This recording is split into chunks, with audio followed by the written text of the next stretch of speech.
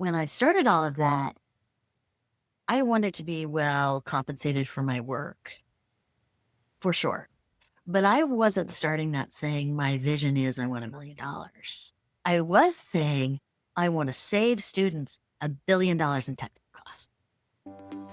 Welcome to Women's Million Dollar Conversations with Alice Tang, where we share stories from successful businesswomen who have saved, earned, or sold over $1 million and discuss how they built their success and insights to help you achieve your goals.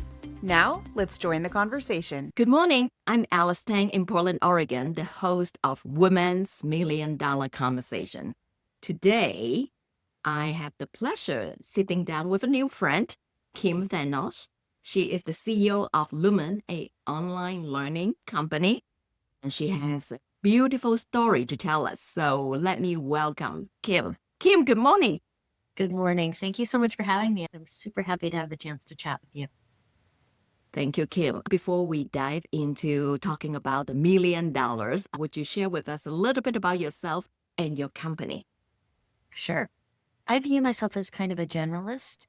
I have an education in business and worked in finance, worked in training, worked in manufacturing, worked in marketing and sales.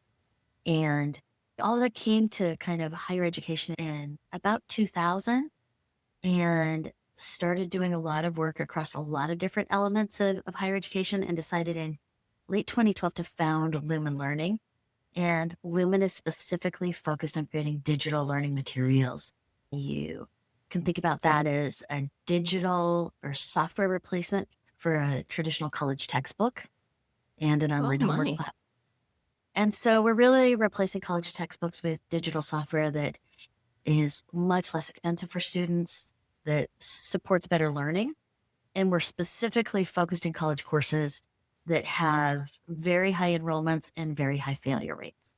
So really working to help students do better in their college courses to set themselves up to be successful throughout their academic career and professional career. Very good. You know, when I did my master over 26 years ago, I wish I had that because every textbook at the time seems very expensive. Yes. And also, I think one of the big differences is like learning science would say, I think sometimes we talk about different learning styles, but actually everyone really learns by doing. Because once you're doing, That's it's true. making your brain synapses fire more frequently. It creates more learning, more memory, all of those things. So, it's a lot less expensive, which I think has been really important to our business model. But in addition to that, we really do a lot of work to make sure that more students can succeed in these courses because they have the right tools to help. Yeah, I'm so proud of, what you offer the world, even though I don't get to benefit. Let's tell others, right? You know, We're here to talk about money. We're talking about $1 million. The guests of our show either save $1 million, they sold $1 million, or they receive $1 million in W-2. So tell us a little bit about your journey to your first $1 million, including the challenges and the extent of how long does it take to get to that million. I'm sure our audience would love to know about it. yeah, absolutely. I started my career really working for companies. And right out of school, I went to work for Hewlett Packard. And it was important to me coming out of school that I had a name on my resume that people recognized. And I felt like that was going to give me future opportunity. And it did. I won't say there's anything wrong with that decision. What I probably didn't realize is in the structure of a big company, they do structure in a lot of learning. So, Hewlett Packard has a very defined management structure and methodology, even more so in that time than they do now. And I was very well trained in that. And that served me really well. So that big company experience was really useful. And I learned so much from that. However, I was working for HP in Corvallis, Oregon. And it occurred to me there was nothing I could do in my career being one player in such a large company that would actually fundamentally move the needle in the success of the company. And so that was one thing for me that I was like, wow, I'm looking for like a larger impact. The other thing I noticed within a large company is you have to have very clearly defined roles. And so everyone was kind of in a box.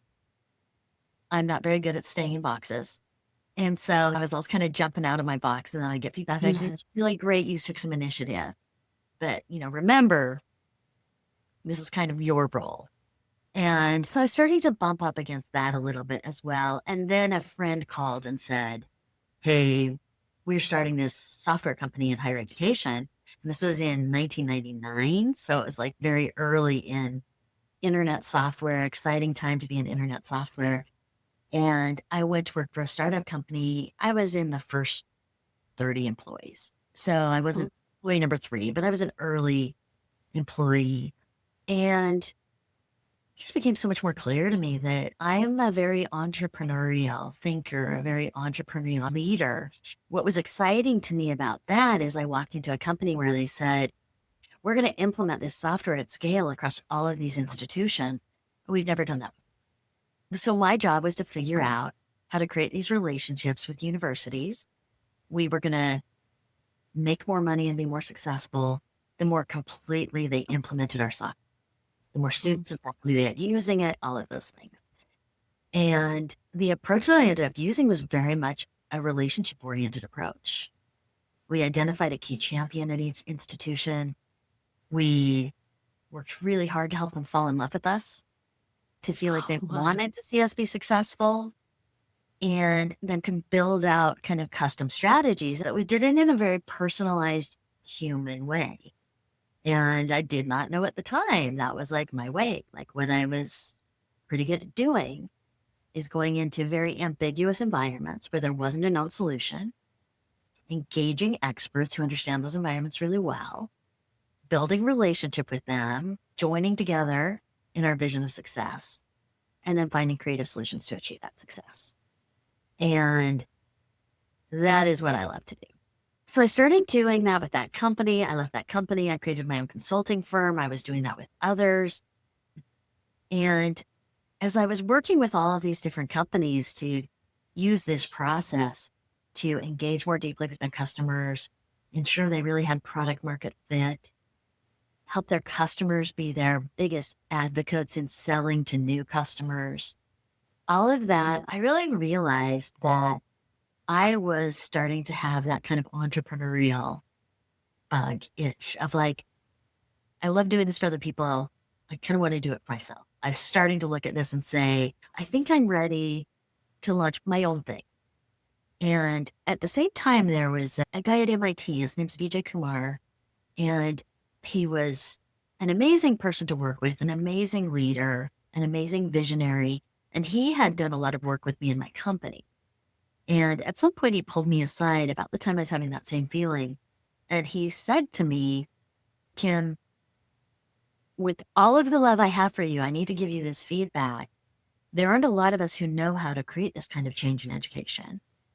And we've really invested in you to help you understand also the dynamics, the most effective ways to do this. Excuse me. And you're not bringing anyone along with you. I'm investing in you. We're investing in you, and you're contributing a lot. But you need to be passing what you're learning on to others.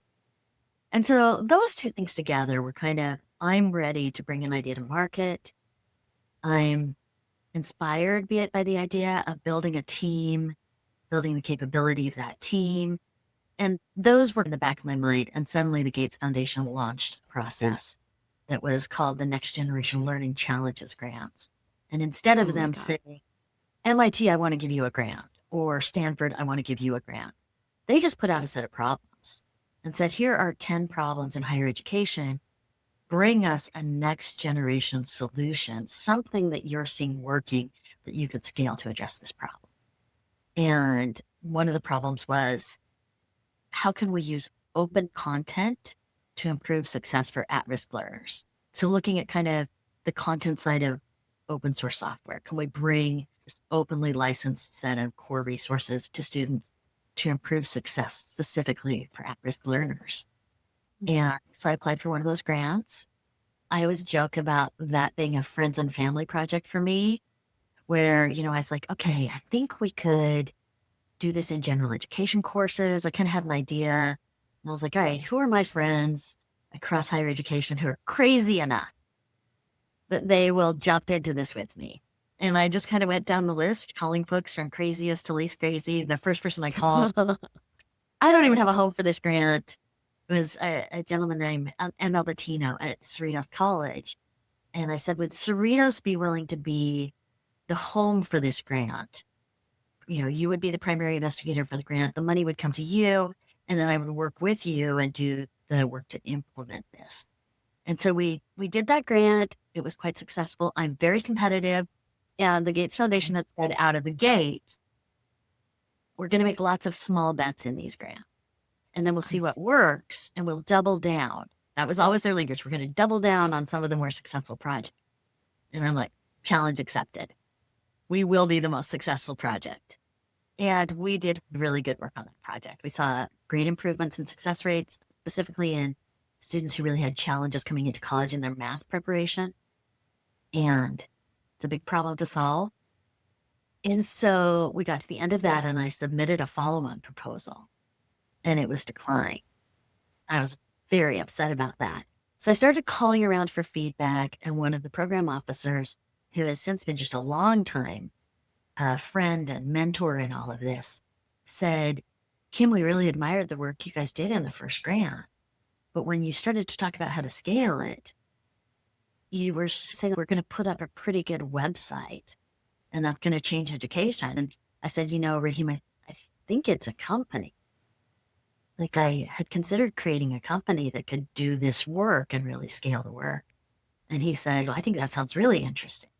He said, we won't fund your company. In this grant, we're not doing any funding to for-profits. But you've worked really well with your college partners. Maybe one of them will be the lead and the company can support this work. And so I went back to Cerritos College and they said, absolutely, we will be the lead on this grant. We understand that what we're doing is helping you do the proof of concept work around this early stage company. We love that idea. So it was really, for me, I think there's been a lot of learning about myself through that process. But when I started all of that, I wanted to be well compensated for my work, for sure. But I wasn't starting that saying my vision is I want $1 million. I was saying I want to save students $1 billion in technical costs.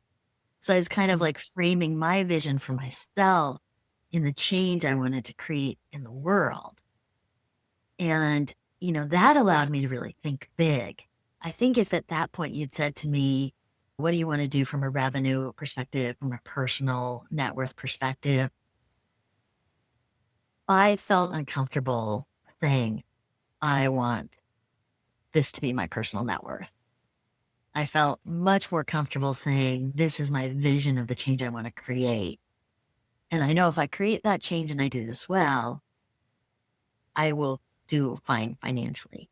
But I think that kind of question of like personal ambition around financial wealth or around financial well-being, for me personally, I've always had trouble voicing that, planning around that really clearly. And I don't think that's unique to me. I think a lot of women really struggle with this idea of saying, I deserve this. I'm going after this. I think I can do this if it is about something that is more self-serving instead of something that is serving others. And so it's taken me a long time to say it's completely legitimate for me to have my own personal financial goals and to make this a priority in my life and to ask other people to help me be successful with. Very good. So the one question I think the audience would like to know is how long does it take for the company from being created to that first $1 million revenue? Do you remember? It was about 3 years. Yeah. Good. But I'll tell you, at that point, we were not making money. So we were not profitable. We had some grant funding coming in that was helping us build something. And then about 3 years in, we took a round of investor financing so that we could grow faster, so that we could mature our offering. So when you do that, then there's kind of an expectation that you're going to be spending down that investor funding. And so we did a round of investor funding in 2015. one in 2017, and one in 2019. And each of those, then kind of brought in some new investors, some additional capital from existing investors, and really increased the expectation about what we were going to do. And getting to that first $1 million of revenue was much more by us for us in terms of the founding team of like proving out what we were able to do. And then you bring investors in, and it does change the dynamic. And so I think when you and I talked the first time, I mentioned this, that there is a level of risk in saying, instead of like working in a job where I create a salary for myself and I'm investing in the market, I'm investing in companies, I'm investing in stock, I'm investing in real estate, whatever it is. I mean, for us, it was like I got to a point where it's like we're starting the company, and my husband and I made the decision that we were going to like really scale back a lot. Like, there was a long period of time where anything I made was going directly into the company.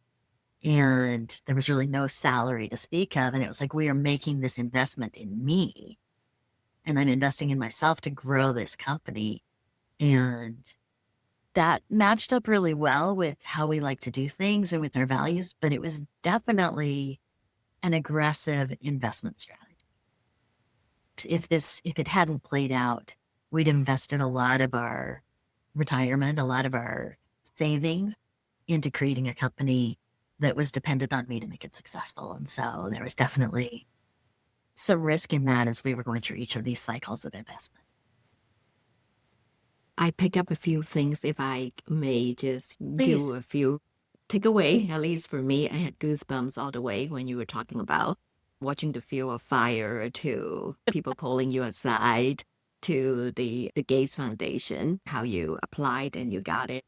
And then you also, the second time when you submit your application, you didn't get it. What I've gotten is the difference between Kim and the average applicant was she go after why? Ambitiously, Right. aggressively. You find out why. Because it's one thing to know that, you lost the application. You didn't make it. So, I mean, lick your wounds and move on, right? Many of us do that. Maybe it's not this time. Maybe it's not for me. Maybe it's another foundation. But you didn't do that. You said, who can give me the honest fit? Right. And Right. from what you share, I realized that it's not about the concept in your head that has a problem in application. It's really the presentation. How you organize the data to present it to make sense for the people to say yes. Right. That And make a huge difference. it does. I'll tell you, I had a call from one of my board members last night because we are working through some things around some future financing. And this came up with him again. This idea that um, there's so much of making companies work, making concepts work, that is just being willing to hear open feedback. Like, it's so much easier to solve a problem if you know what problem you want to solve.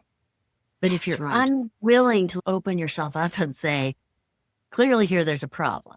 If I'm trying to pretend there's not a problem, if I'm trying to kind of paint over the problem, it's not going to be solved.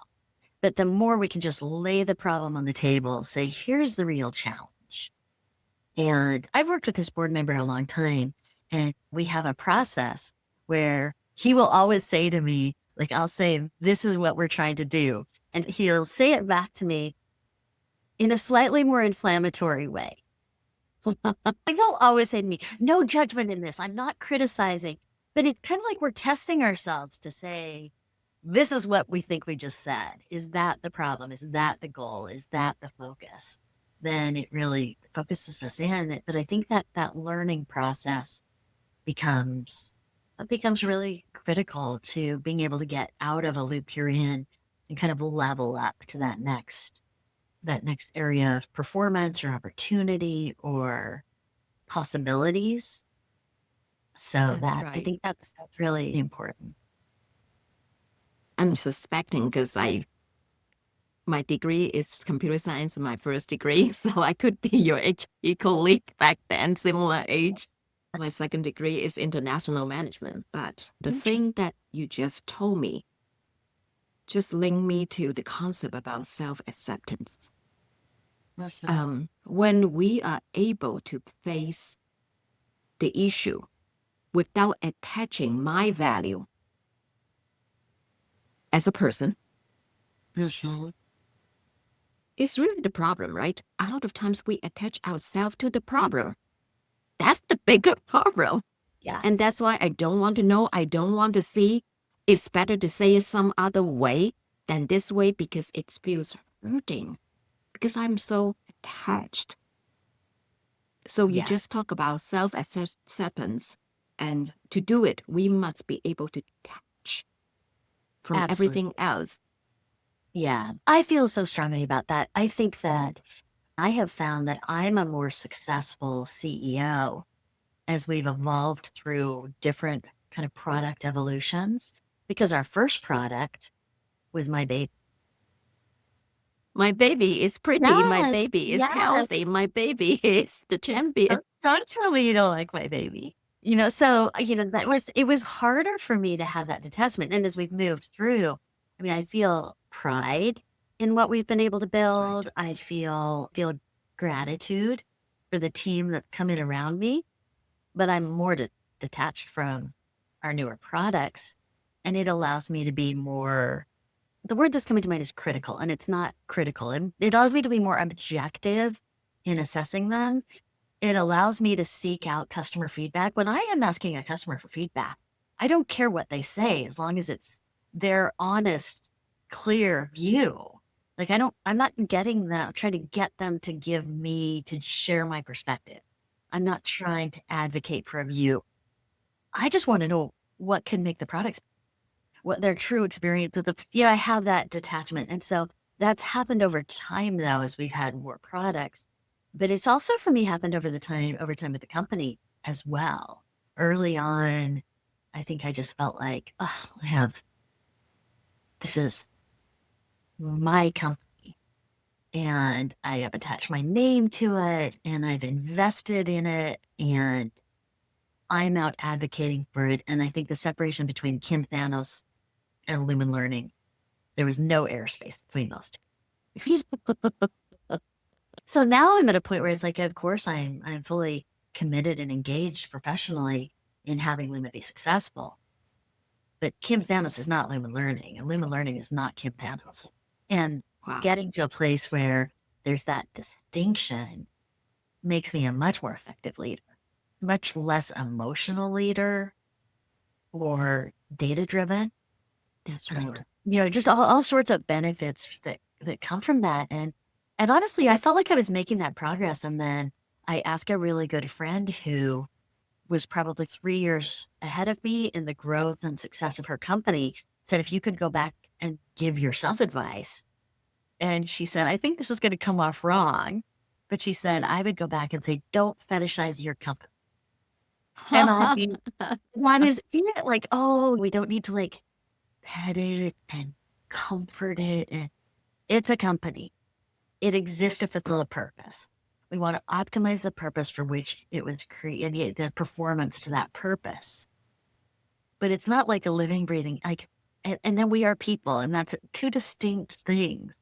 And Mhm. I'm definitely a more effective leader when I'm staying more in that space of leading and managing my company well, instead of confusing the difference between myself as a human and an entity that I've created.